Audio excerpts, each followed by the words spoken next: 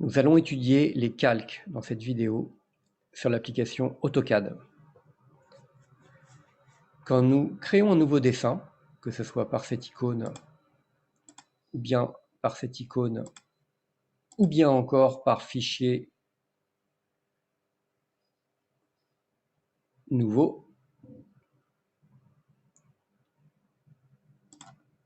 nous avons accès à la liste des gabarits qui sont les gabarits par défaut d'AutoCAD. Qu'est-ce qu'un gabarit? Eh bien, c'est un fichier prédéfini dans lequel on aura des réglages comme par exemple les calques. Nous avons un calque par défaut, le calque 0, comme par exemple également les styles de code, les styles de texte, les présentations. Dans le gabarit que nous allons faire, il n'y a que le calque 0 et les styles de code par défaut. Nous pouvons créer nos propres gabarits, ce que nous verrons dans une autre vidéo, afin d'avoir tous nos calques, tous nos styles de code, nos styles de texte et nos mises en page avec les cartouches. Pour l'instant, nous allons utiliser un gabarit de base, ISO, gabarit standard, qui va nous permettre de parler des calques. Quand nous allons sur propriété du calque, nous constatons que nous avons un seul calque, qui est le calque 0, calque par défaut, que nous n'utiliserons que dans un cas de figure très précis, qui est la création des blocs. Nous allons donc créer 3 calques par ce bouton nouveau calque. Un calque que nous appellerons très fort,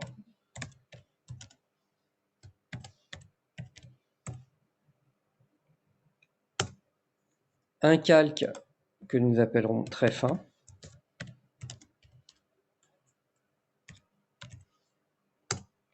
et enfin un calque que nous appellerons très pointillé ou très caché, puisque en règle générale les pointillés correspondent à des traits cachés. Ok. Bon, pour ce qui est de très fort, nous allons mettre des couleurs distinctes. Les couleurs sont à choisir dans couleur de l'index si on veut pouvoir ensuite imprimer en noir et blanc. Vous me direz, pourquoi utilise-t-on des couleurs dans les calques? C'est parce qu'en fait, nous travaillons sur un fond noir et les couleurs nous permettent de distinguer les différents objets qui se trouvent sur les calques, d'être sûr qu'on ne s'est pas trompé de calque. Donc nous avons nos propres codes couleurs que nous allons créer, par exemple le rouge pour les traits forts,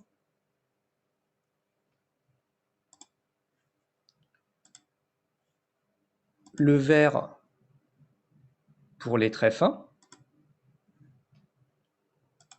et par exemple le jaune pour les traits pointillés. Encore une fois, les couleurs de l'index nous permettront après de transformer les couleurs en noir et blanc quand nous voudrons imprimer. Ceci dit, je prends des couleurs vives car je travaille sur fond noir. Si je travaille sur fond blanc, je prendrai des couleurs sombres. Si par hasard vous alliez taper dans les couleurs vraies, un peu comme on fait dans par exemple Photoshop avec le système RVB, ou les carnets de couleurs qui correspondent à des gammes de RAL pour les peintres ou de Pantone pour les graphistes, vous ne pourrez pas au dernier moment transformer vos traits en noir et blanc pour les imprimer. Tout restera soit en couleur, soit en nuance de gris si vous n'avez qu'une cartouche couleur. Bref, j'utilise pour ma part toujours les couleurs de l'index. Nous en avons 256 à notre disposition. Une couleur particulière, celle-ci,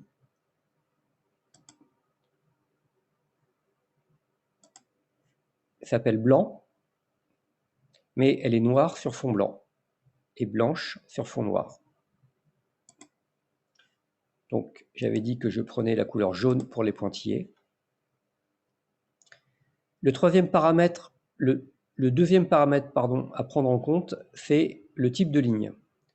Nous avons ici des types de lignes continues. Nous verrons comment changer de type de ligne, car nous en aurons besoin pour ce troisième calque. Nous voulons faire apparaître les traits cachés, donc les traits pointillés. Pour cela, nous devons charger des types de lignes. En l'occurrence, je vous conseille Caché 2, dont les proportions en termes de plein et de vide sont intéressantes, mais libre à vous d'en prendre d'autres et d'en tester d'autres. Une fois que nous l'avons chargé dans notre liste, nous devons le sélectionner pour l'affecter à notre calque. Trait caché, Caché 2. Le troisième paramètre, c'est l'épaisseur de ligne. L'épaisseur de ligne, eh bien, nous allons jouer dessus pour très fort. Il faut savoir que par défaut, l'épaisseur de ligne est égale à 0,25. 0,25 mm correspond à l'épaisseur de ligne par défaut. Donc ce qui équivaudra à dire qu'on mettrait cette valeur. Pour du très fort, nous allons prendre, par exemple, 0,35. Pour le très fin, nous allons rester à par défaut, qui équivaut à 0,25, ou nous pouvons choisir une valeur inférieure. Ça, c'est à votre guise. Prenons par exemple du 0,15. Nous verrons plus tard dans des travaux pratiques quand utiliser des couleurs, des épaisseurs de traits importantes ou des épaisseurs de traits faibles. Pour l'instant, nous faisons juste une partie théorique sur les calques. Pour les traits cachés, nous allons laisser par défaut. Voilà. Donc, avant de définir sur un calque, il faut que ce calque soit rendu courant. Pour cela, il faut double-cliquer sur le calque. Par exemple, nous allons double-cliquer sur très fort. Il y a une coche qui apparaît ici à côté de très fort. Pour Windows, sur Mac, juste le nom reste en bleu. Faisons une ligne sur ce calque. Il est important de noter que cet objet que nous venons de faire, qui est une ligne, prend les propriétés du calque. Il est fondamental de ne jamais toucher à cette zone propriété dans ces trois boutons. Ici, nous devons respecter que la couleur de l'objet est la couleur du calque, que l'épaisseur du trait de l'objet est celle du calque, et qu'enfin le type de ligne de l'objet est celle du calque. Il faut faire bien attention, car sur Mac, on a plus tendance à se tromper. D'ailleurs, les propriétés apparaissent sous les calques à droite de l'écran. Bien, pour changer de calque, il suffit d'aller dans la liste et de cliquer sur le prochain calque. Nous allons faire maintenant un trait fin.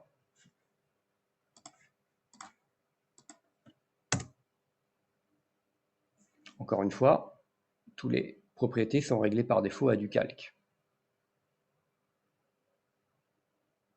Et puis nous allons faire maintenant un trait pointillé.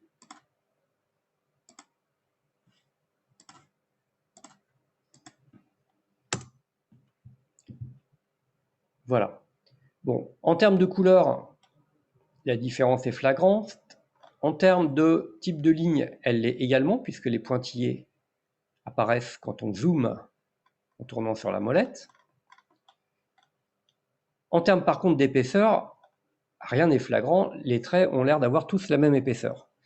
Donc pour visualiser mieux la différence d'épaisseur des traits, nous avons un bouton ici qui s'appelle « Afficher masquer l'épaisseur de ligne » sur lequel nous devons cliquer. Nous voyons apparaître en gras les traits qui sont plus forts que les autres. Ici, la différence est trop subtile pour que nous la voyions. En tout cas, ce bouton fait apparaître les épaisseurs, mais le meilleur test est quand même d'imprimer son dessin, parce que cette épaisseur ne reflète pas la réalité. En effet, si je zoome, vous voyez que l'épaisseur reste à peu près constante, alors que dans la réalité, si je zoomais, l'épaisseur, évidemment, grandirait. Pour changer un objet de calque, il faut sélectionner l'objet. Vous remarquez qu'à ce moment-là, le nom ici change. Si je fais échappe, je désélectionne. Par défaut, quand aucun objet n'est sélectionné, c'est le calque courant qui est affiché. Calque courant, ça veut dire tout simplement le calque sur lequel les objets que nous dessinons se trouvent. Si nous cliquons par contre sur un trait, c'est le calque de ce trait, de cet objet, qui est sélectionné. Pour changer de calque, il suffit d'aller dans la liste et de cliquer sur un autre calque. Alors attention, il faut cliquer sur le nom et non pas sur la couleur, le verrouillage, qu'on utilise très peu, je vous en parlerai plus tard, ou les deux boutons qui permettent d'éteindre les calques. Donc il faut cliquer sur le nom. Si je veux par exemple changer tous mes objets de calque, là bien évidemment il n'est pas capable de dire à quel calque ces objets appartiennent, puisque en fait il y en a plusieurs, mais nous pouvons tous les affecter par exemple à très fort. Voilà. Quand nous faisons Escape, que nous désélectionnons, nous sommes toujours sur le calque courant très caché. Une chose importante à comprendre, c'est comment éteindre les calques. En fait, il y a deux façons de les éteindre, le soleil ou l'ampoule. Si nous éteignons un calque par le soleil, nous ne pouvons pas éteindre celui-là car il s'agit du calque courant.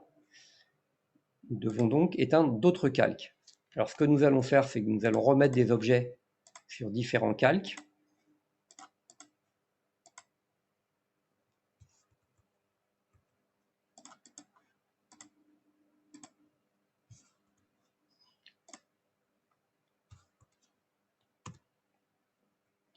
Et nous allons par exemple éteindre le calque très fin. Nous ne pouvons pas encore une fois éteindre le très caché puisqu'il est courant. Donc pour éteindre très fin, nous cliquons sur le soleil qui devient un gel. Pour le rallumer, pareil, nous recliquons, il redevient un soleil.